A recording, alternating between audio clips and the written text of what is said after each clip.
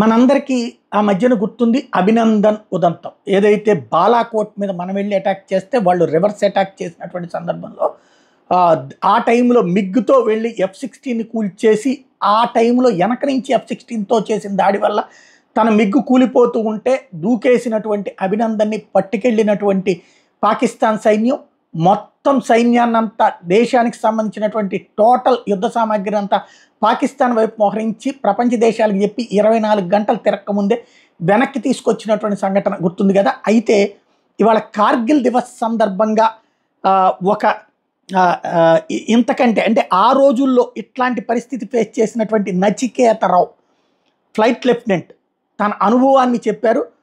ఆ రోజు ఉదయం శ్రీనగర్ నుంచి మరో ముగ్గురితో పాటు ఫైటర్ విమానాల్లో టీమ్గా బయలుదేరారు.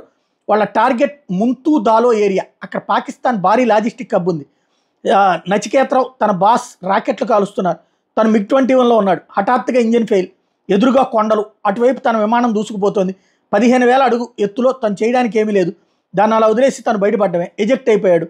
అది కొండల్ని ఢీకొని మండుతున్న దృశ్యము చూశాడు. తను పడిన చోట మొత్తం మంచు, తన దగ్గర ఉన్న చిన్న పిస్టల్, 16 రౌండ్లు, వణికించే చలి. తను ఎక్కడ పడ్డాడో తనకే తెలియదు. ఈ లోపుగా తన వైపు కాల్పుల శబ్దం వినిపించింది.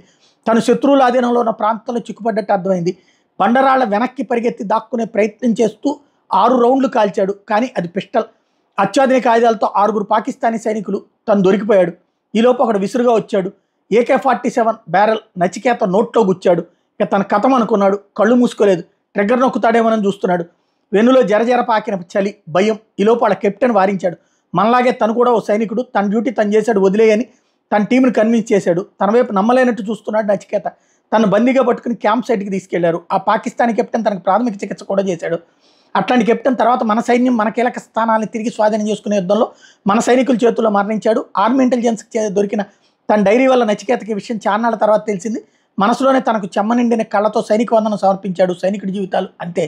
తర్వాత నచికేతని చాపర్లో స్కర్దుకు తీసుకుపోయారు. అక్కడి నుంచి మరో విమానంలో ఇస్లామాబాద్ తీసుకెళ్లారు. తర్వాత రావాల్సి ఇండికి.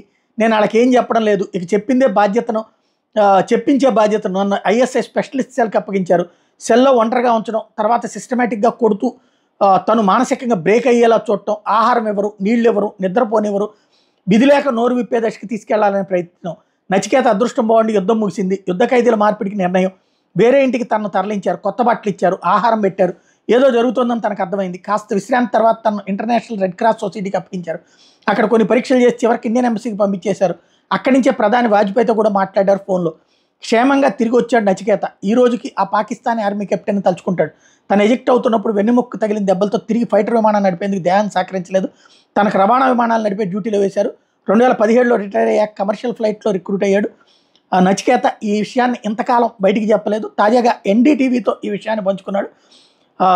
అంటే అట్లాంటి వాళ్ళు చాలామంది ఉంటారు.